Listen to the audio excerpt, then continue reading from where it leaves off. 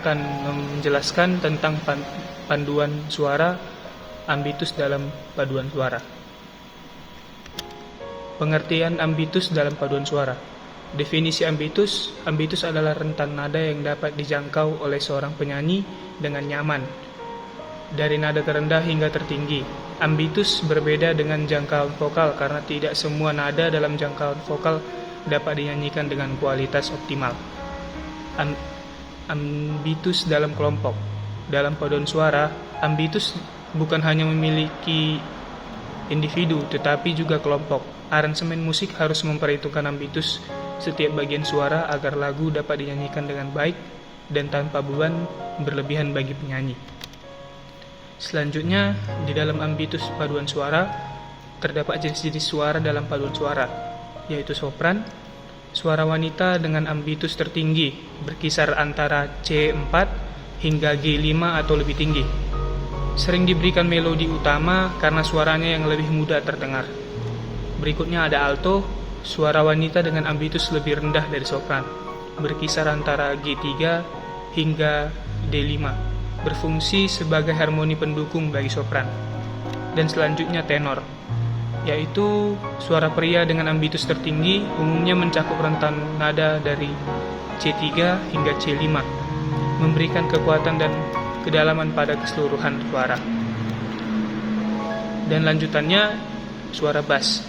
Suara pria dengan jangkauan nada terendah umumnya mencakup rentan dari E2 sampai E4, memberikan fondasi harmonis yang kuat.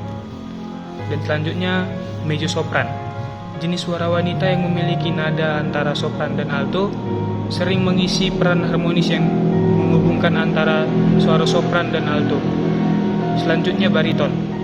Jenis suara pria yang memiliki jangkauan nada antara tenor dan bass, berperan sebagai jembatan antara tenor dan bass. Dalam paduan suara, berbagai jenis suara ini bekerja sama untuk menciptakan harmoni yang kaya dan seimbang. Nah, selanjutnya pengaruh ambitus dalam pembagian suara. 1. Penempatan yang tepat. Penyanyi harus ditempatkan dalam bagian suara yang sesuai dengan jangkauan dan karakter vokalnya. 2. Kualitas vokal.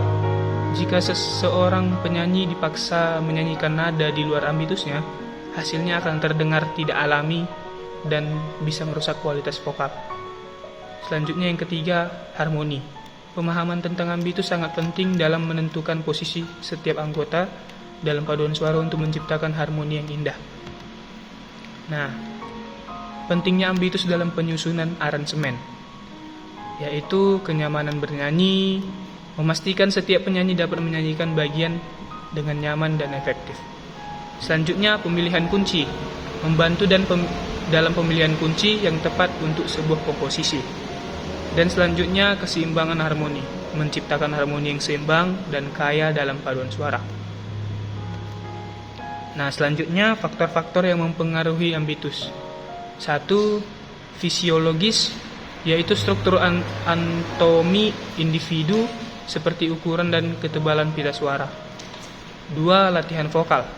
Latihan dan teknik vokal yang tepat dapat memperluas jangkauan nada.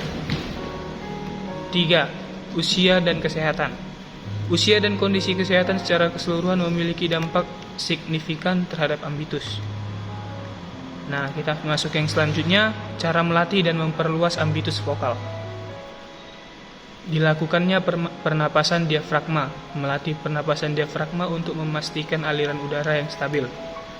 Lalu pemanasan vokal.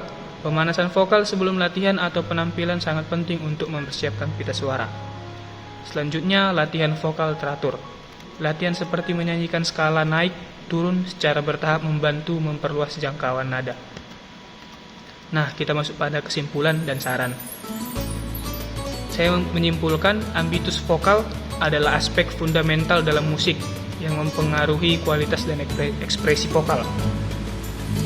Sarannya, untuk meningkatkan kualitas paduan suara, penting bagi setiap anggota untuk memahami dan mengoptimalkan ambitus vokal mereka melalui pelatihan rutin.